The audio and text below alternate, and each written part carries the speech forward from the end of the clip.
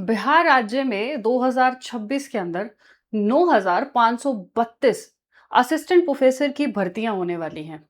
और इसको लेकर के अब आयोग की तरफ से ये आश्वासन दिया गया है कि ये भर्तियां सितंबर में इनकी प्रक्रिया चालू हो जाएगी और जल्दी ही इनकी परीक्षा भी करा ली जाएगी।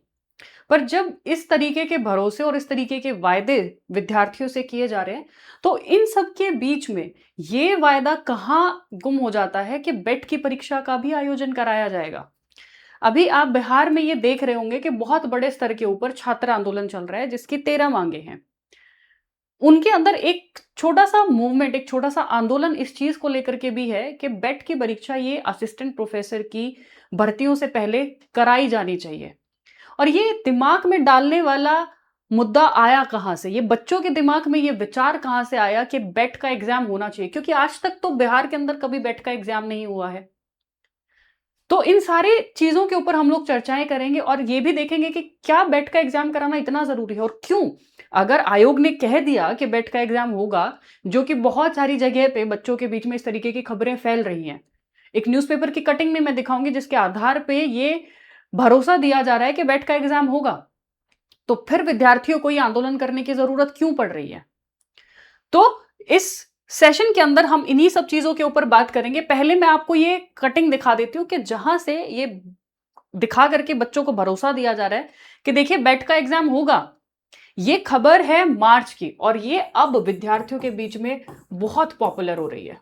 इस खबर में क्योंकि स्पष्ट तरीके से कहा गया है कि बिहार में असिस्टेंट प्रोफेसर नियुक्ति से पहले होगा स्टेट लेवल का एलिजिबिलिटी टेस्ट। और ये अब विद्यार्थियों के बीच में बड़ी ज्यादा प्रचलित है। कारण ये है कि जो आंदोलन बेट को लेकर के चल रहा है, कहीं ना कहीं उस आंदोलन को दबाना, कहीं ना कहीं उस आवाज को दबाना इस खबर को फैलाने के पीछे का मेन कारण है कि देखिए ये आयोग के द्वारा कहा गया है, पर ये खबर अभी नहीं है। ये जब जुलाई के अंदर ड्राफ्ट आया था कि ये असिस्टेंट प्रोफेसर की भर्तियां किस आधार पर कराई जाएंगी, ये उस ड्राफ्ट से भी पहले की खबर है, जहां पे ये कहा गया कि भैया नेट की तर्ज पे ही अब स्लेट अनिवार्य होगा, यानी कि स्टेट लेवल एलिजिबिलिटी टेस्ट, योग्यता परीक्षा जो होगी राज्य स्तर की, वो देना अनिवार्य होगा, जो कि नेट की तर्ज पे ही कराई जाएगी। नेट की परीक्षा राज्य स्तर के ऊपर होती है और ये जो बेट कराने का विचार बच्चों के दिमाग में डाला गया है, ये आप समझिए कि ये 2022 के अंदर जब बिहार में गठबंधन की सरकार थी, तो उसमें शिक्षा मंत्री कौन थे? उसमें शिक्षा मंत्री थे चंद्रशेखर। और उनके द्वारा ये कहा गया, ये दिमाग में डाला गया कि भैया बिहार के अंदर जो है वो असिस्टेंट प्रोफेसर की भर्तियां आने से पहले ये बेट की परीक्षा कराई जाएगी। अब उसके बाद क्योंकि जो नेट राष्ट्रीय स्तर के ऊपर जो योग्यता परीक्षा होती है, उसका स्तर थोड़ा सा ज्यादा कठिन होता है, ज्यादा मुश्किल होता है, तो इसीलिए बहुत सारे विद्यार्थी इस आस के अंदर बैठे हुए थे कि जब भी बेट का एग्जाम होगा, राज्य स्तर का एग्जाम होगा, वो हम देंगे।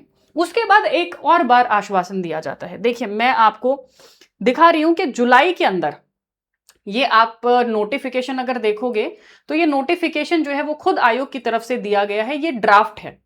ये असिस्टेंट प्रोफेसर की भर्तियां कैसे कराई जाएंगी उसको लेकर के ये एक ड्राफ्ट दिया गया है, ठीक है। और इसकी अगर आप तारीख देखोगे तो 1 जुलाई 2026 को ये ड्राफ्ट जारी किया जाता है। इसमें स्पष्ट तरीके से ये कहा गया है कि बिहार के अंदर या तो नेट या फिर स्लेट और SET means state level eligibility test जब आज तुम लोगों ने दी है, जब आज आयोग ने दी है, तो अब इसको लेकर के भरोसा और आश्वासन क्यों नहीं दिया जा रहा है, जबकि असिस्टेंट प्रोफेसर की भर्तियों के लिए कह दिया गया है कि सितंबर में ये प्रक्रिया शुरू हो जाएगी। तो ये बच्चों ने खुद से, तो ये विद्यार्थियों ने अपने आप से स्वयं से तो ये मांग नहीं उठाई है प्रशासन के सामने, ये खुद बच्चों के दिमाग में बीज डालने का काम किया है सरकार ने, खुद काम किया है इस प्रशासन ने, जिन्होंने ड्राफ्ट के अंदर भी, जब आज तक बिहार में राज्य स्तर के ऊपर योग्यता परीक्षा हुई नहीं है, तो इसको ड्राफ्ट में लिखने का या इसको एक आधार बनाने का क्या तात्पर्य है, क्या मतलब बनता है। तो इसमें भी आप दो जगह ये मेंशन किया गया है, एक यहां पे, एक जब आप इसकी क्वालिफिकेशंस भी देखोगे, एसेंशियल क्वालिफिकेशंस, इसके अंदर भी ये मेंशन किया गया। आप ये देखिए कि या तो यूजीसी के द्वारा नेशनल लेवल के ऊपर जो परीक्षा कराई जाती है, या तो वो, या स्टेट लेवल एलिजिबिलिटी टेस्ट, जिसको स्लेट या सेट, या बिहार में होगा तो उसको हम बेट कहेंगे, जो कि if conducted by the Bihar government. यहां पे इफ लिखा गया है। अगर आपको नहीं करानी थी तो आपको ये ड्राफ्ट के अंदर मेंशन नहीं करना चाहिए था, लिखना ही नहीं चाहिए था। अब आप बिहार के अंदर देख भी सकते हो, ये मैं आपको ज्यादा पुरानी खबर नहीं दिखा रही हूं, ये आप 11 दिन पहले 12 दिन पहले की खबरें देख रहे हो। असिस्टेंट प्रोफेसर की बहाली से पहले हजारों अभ्यर्थी चाहते हैं कि बेट का एग्जाम हो विद डोमिसाइल, यानी कि जो बिहार के लोग हैं, बिहार के विद्यार्थी हैं, वो ही बिहार की परीक्षा दे सके और अपने योग्य हो सके इस परीक्षा में बैठने के लिए। क्योंकि पहले ही जिनका नेट क्लियर है वो विद्यार्थी अपनी तैयारी शुरू कर चुके हैं पहले ही। वो भी मैं आपको दिखाऊंगी कि मैं झूठ नहीं बोल रही हूं। हमारे कोर्स हम लोग क्योंकि लॉन्च कर चुके हैं, तो कोर्स में जिनकी नेट की तैयारी है वो बच्चे एनरोल कर चुके हैं, और काफी बड़ी मात्रा में एनरोल कर चुके हैं और अपनी तैयारी भी कर रहे हैं पहले। तो जो बच्चे बेट की आस में, जो विद्यार्थी बेट की आस में बैठे हुए थे, वो तो पहले ही आपने उनको 2 कदम पीछे कर दिया दूसरे विद्यार्थियों से। अगर जब आप इस तरीके का आश्वासन दे सकते हो कि जो बिहार में ये परीक्षा है असिस्टेंट प्रोफेसर की, ये सितंबर में होगी, ये कह दिया गया है कि ये प्रक्रिया एक विभाग से रिक्तियां मिलते ही 1 महीने में ये प्रक्रिया शुरू हो जाएगी। तो उसके बीच में अगर आप चाहते हो ये कराना, ड्राफ्ट में भी आप ये दावा कर रहे हो कि ये एग्जाम होगा, तो आप इस चीज को कहने में, एक जवाबदेहिता देने में, एक स्टेटमेंट कहने में कितना वक्त लग रहा है, ताकि ये जो विद्यार्थी आंदोलन कर रहे हैं, ये विद्यार्थी भी शांति से बैठ के निश्चिंत होकर के दूसरे विद्यार्थियों के साथ में अपनी परीक्षा की तैयारी कर सके, अपने पेपर की तैयारी कर सके, क्योंकि और तो उनसे बहुत आगे निकल चुके हैं। तो मैं ये सेशन लेने का या ये दिखाने का कि इस खबर पे आप विश्वास मत कीजिए, ये खबर मार्च की खबर है, आप इसको ढूंढेंगे तो ये अभी की नहीं है। अभी ना तो ड्राफ्ट के बाद, जहां की आश्वासन दिया गया है प्रशासन के द्वारा कि भैया प्रक्रिया हो जाएगी और 1 महीने में शुरू हो जाएगी, उस बीच में कहीं पे भी बेट का कोई जिक्र नहीं किया गया है। इसके अंदर हालांकि मैं आपको सिलेबस क्या, पाठ्यक्रम क्या है, वो भी मैं एक अलग सेशन में, उम्र सीमा क्या रहेगी वो भी मैं आपको बता दूंगी। पर यह मुद्दा ही उठाया ही इसलिए जा रहा है क्योंकि अभी तक इस चीज को लेकर के ना कोई दावा, ना कोई जवाब, ना कोई उम्मीद प्रशासन की तरफ से दी गई है। तो हम आरडब्ल्यूए प्लेटफॉर्म, मैं इस मुद्दे के साथ हूं कि अगर कहीं पे भी आपने 1% भी अगर विद्यार्थियों को उम्मीद दी है कि बेट का एग्जाम होगा, तो वो परीक्षा कराई जानी चाहिए इन भर्तियों से पहले। इस मूवमेंट को, इस खबर के भ्रम में या इसको सच मानते हुए आपको इस आंदोलन को कमजोर नहीं करना है। ये विद्यार्थियों का अधिकार है, क्योंकि ये उनके द्वारा उठाई गई मांग नहीं है, ये खुद उनके दिमाग में डालने वाला प्रशासन है और सरकार है।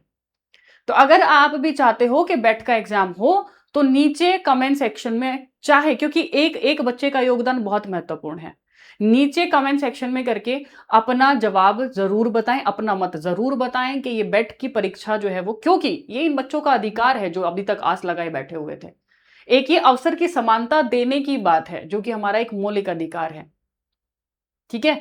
तो बाकी जो बच्चे, मैं आपको कह रही हूं कि तैयारी पहले ही शुरू कर चुके हैं, तो आप ये देखोगे हमने क्योंकि बैच भी शुरू कर दिया इसको लेकर के, क्योंकि हम नहीं चाहते जब ये नोटिफिकेशन आएगा तो 2 महीने में ही आपकी परीक्षा हो जाएगी, और 2 महीने बहुत कम होता है किसी भी सब्जेक्टिव एग्जाम की तैयारी करने के लिए, लिखित परीक्षा की तैयारी करने के लिए। ठीक है।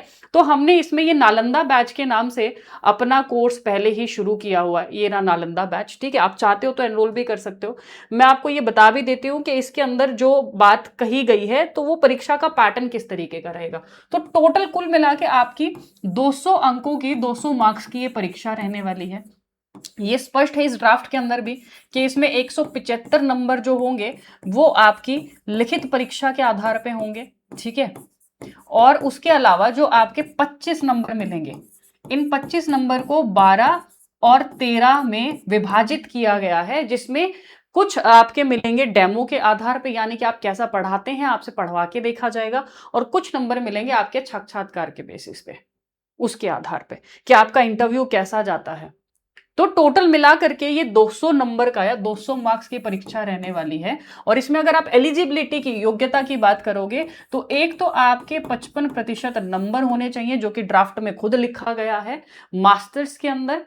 उसके अलावा आपका नेट या जिस पे ये मुद्दा हो रहा है बेट का एग्जाम क्लियर होना चाहिए। तो अगर या नेट या बेट क्लियर नहीं है तो आपकी पीएचडी क्लियर होनी चाहिए। तो ये इसके आधारभूत कुछ योग्यताएं हैं। और जो भी आरक्षित कैटेगरीज, आरक्षित वर्ग हैं, उनको 5% की छूट दी गई है यहां पे। तो जो भी विद्यार्थी चाहते हैं कि ये एग्जाम दे, वो अपनी तैयारी अभी से शुरू कीजिए। पर हमें तैयारी के बीच में अपने सहयोगी, अपने जो साथी विद्यार्थी हैं, उनके उनके साथ में खड़ा होना नहीं भूलना। उनके साथ में भी हमें बराबर खड़े रहना है, और जो कि हम खड़े भी हैं। तो अपना मत मुझे कमेंट सेक्शन के अंदर जरूर बताइएगा। बाकी जिसने भी चैनल को नहीं सब्सक्राइब किया है, ऐसी जानकारी के लिए चैनल को जरूर सब्सक्राइब कर लीजिए। धन्यवाद।